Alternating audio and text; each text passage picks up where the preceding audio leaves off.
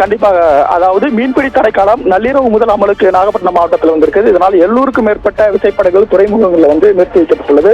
அதாவது மீன் இனப்பெருக்க காலத்தை கருத்தில் கொண்டு கடலில் மீன்வளத்தை பாதுகாக்கும் நோக்கத்தோடு சென்னை காசிமேடு முதல் கன்னியாகுமரி வரை மீன்பிடி தடைக்காலம் கடைபிடிக்கப்பட்டு வருகிறது.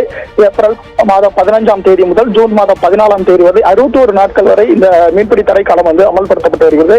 இந்த தடைக்காலத்தில் விசைப்படகுகள் மற்றும் நிலுவை படகுகள் கொண்டு கடலில் மீன் பிடிப்பதற்கு தடை விதிக்கப்பட்டுள்ளது. அதனால இன்று நள்ளிரவு, அதாவது நேற்று நள்ளிரவு முதல் அனைத்து விசைப்படகுகளும் கரைக்கு வர வேண்டும் என மீன்வளத்துறை அதிகாரிகள் தெரிவித்திருந்தனர். இதற்காக முன்கூட்டியே அனைத்து விசைப்படகுகளும் கரை திரும்பி வந்தது. இந்த நிலையில் இன்று காலை முதலே மீன்பிடி தடைக்காலம் தொடங்கியது.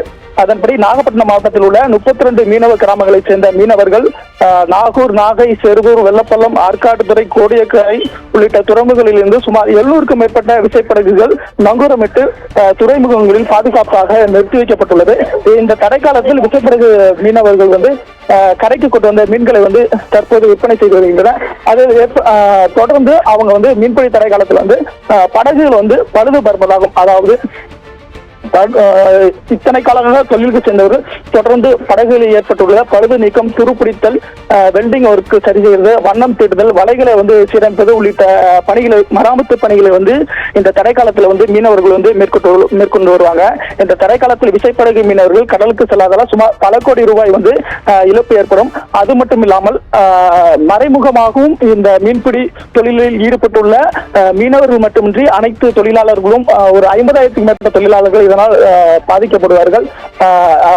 மீனவர்களிருந்து தொடர்ச்சியாக ஒரு கோரிக்கை எழுந்துள்ளது என்னவென்றால், மீன்பிடி தடை காலத்தில் தமிழக அரசு சார்பில் வழங்கக்கூடிய நிவாரணத் தொகை இந்த மீன்பிடி தடை காலத்திலே மீனவர்கள் தடை காலத்தில் இருக்கக்கூடிய நேரத்திலே வழங்க வேண்டும் என்ற ஒரு கோரிக்கை தொடர்ச்சியாக முன்வைக்கப்பட்டுள்ளது. அது மட்டுமில்லாமல் பாண்டிச்சேரி மாநிலத்தில் வழங்கக்கூடிய 20,000 ரூபாய் போல் தமிழகத்தில் மீன்பிடி தடைக்கால ரூபாயை உயர்த்தி வழங்க வேண்டும் என ஒரு கோரிக்கையும் எழுந்துள்ளது.